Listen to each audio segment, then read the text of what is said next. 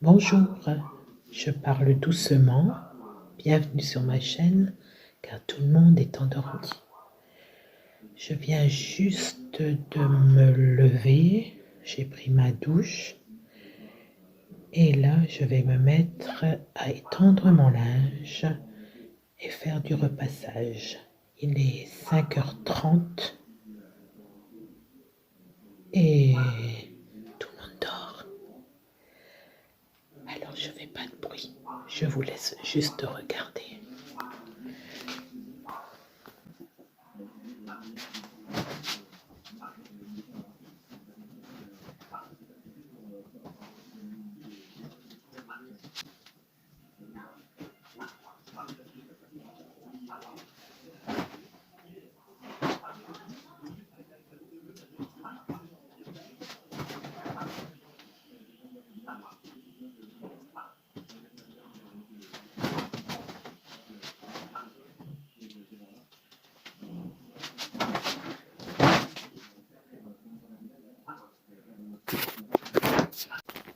Toujours un peu dans le noir.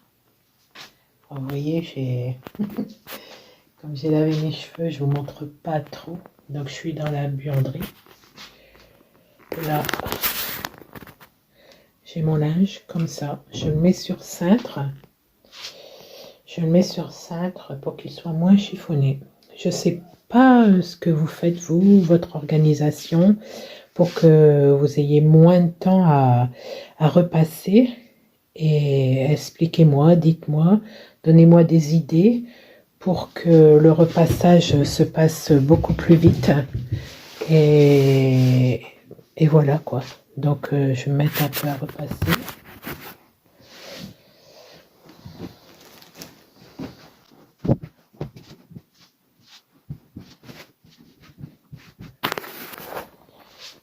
Peut-être vous changer de place. Excusez-moi, je vous fais bouger.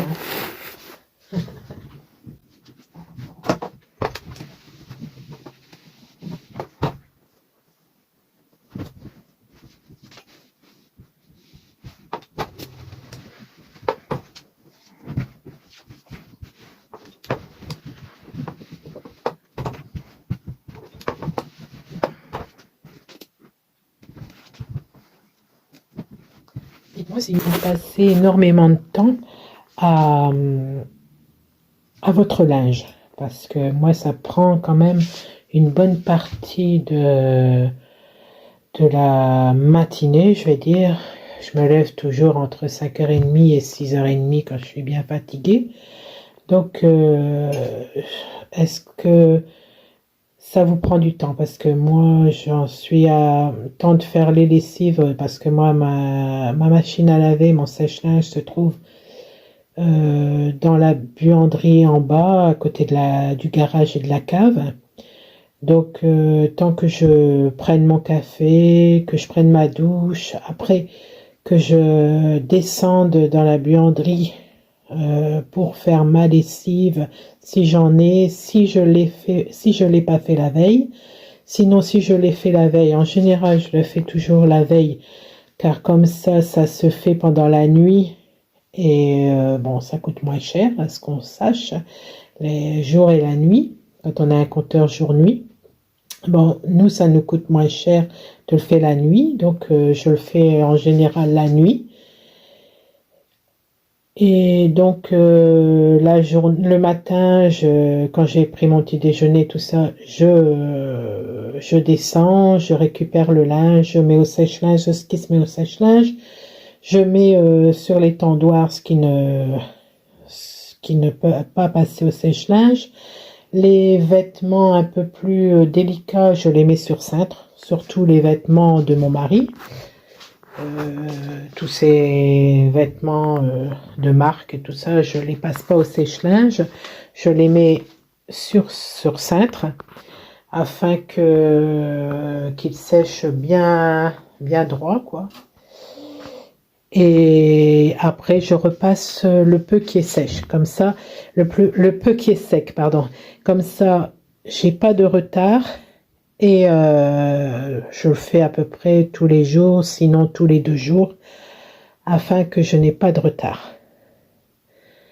tout dépend comment je travaille. Si je travaille du matin, je me lève à 3 heures, je fais pas ça avant d'aller travailler.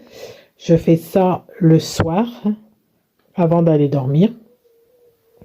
Pendant que ma fille prend et mon garçon prennent leur douche et tout ça, moi, comme la buanderie, c'est juste à côté, je fais mon petit brin de repassage, petit brin d'étendage, de repassage. Donc ça me prend pas énormément de temps si je le fais tous les jours. Si je laisse tous les 2, 3 jours, bon là ça me prend un peu plus de temps. Et quand je fais de l'après-midi, donc je travaille de 13 h à 21 h quand c'est de l'après-midi, là je le fais le matin, je me lève assez tôt et je le fais le matin avant d'aller conduire les enfants à l'école. Ou quand j'ai pas eu le courage, je me suis levée trop tard, je vais conduire les enfants à l'école. Alors aujourd'hui je vais préparer un poulet façon ragoût et je vous emmène avec moi. La cocotte. Donc j'ai déjà mis les oignons, le poulet. Je vais augmenter un petit peu le feu, mais pas trop parce que sinon ça va cramer. Je mets des poivrons, des tomates que j'ai épluchées et coupées. Donc ça fait de jolies couleurs. Ça sent déjà très bon. Voilà. Je vais rajouter un petit peu de sel, un petit peu de poivre, un bouillon cube. Voilà. Même deux, parce que c'est tout petit. Voilà. De l'eau.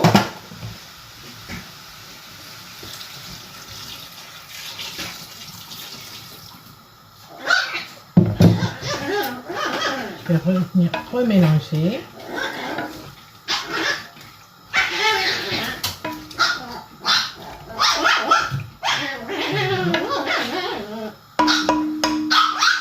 Je vais laisser cuire une bonne vingtaine de minutes, peut-être moins.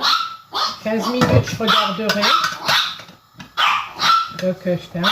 Désolée, c'est les chiens. Ils aboient. Je vous les montre.